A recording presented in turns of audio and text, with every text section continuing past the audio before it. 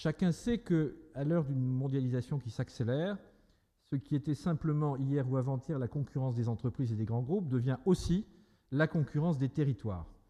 Et que par rapport à cela, notre région, et par rapport au thème, encore une fois, attirer, retenir les talents, notre région a quelques enjeux importants, quelques atouts très forts, quelques difficultés. Quelques atouts très forts, la formation, le niveau de formation des gens qu'elle met à disposition des entreprises, à tout niveau, dans tous les métiers. Et je dois dire que la Chambre de commerce y participe significativement à travers, mais vous le savez, quelques 25 écoles, un peu plus de 30 000 étudiants, et à l'intérieur de ces 30 000 étudiants, plus de 16-17 000 apprentis. Pas simplement avec les 3 meilleures business schools, mais avec des écoles de métiers qui, elles aussi, participent maintenant de ce concert international. On citera très simplement Ferrandi en matière de gastronomie, les Gobelins en matière des métiers de l'image et du digital, et on n'oublie pas l'ISIPCA, moins connu, mais qui sur les parfums, les talents, les goûts et les saveurs, fait à Versailles un travail remarquable, là aussi de niveau international.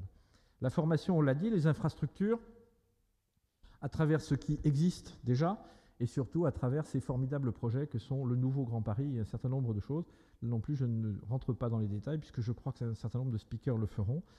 Le dernier point, qui n'est pas le moindre, la capacité d'innovation et une forme d'innovation transversale qui fait que des gens du digital peuvent travailler avec des créateurs, que le luxe peut retrouver la haute technologie, que la distribution retrouve aussi le e-commerce, et que l'école mathématique de Paris, qui est connue pour être parmi les meilleures du monde, participe de tous ces développements en mettant ses capacités de calcul au service d'autres métiers. C'est volontiers que je fais cette fresque un petit peu pointilliste, mais qui est bel et bien la somme de ce que nous pouvons produire.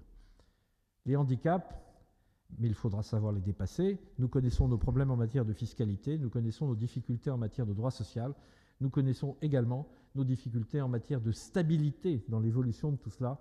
Il faut que nous retrouvions un régime où tout à la fois les dispositifs publics gagnent en efficience, c'est d'évidence, mais qu'aussi les dispositifs qui sont proposés aux entreprises pour les attirer ou les retenir soient stables dans le temps, à l'évidence.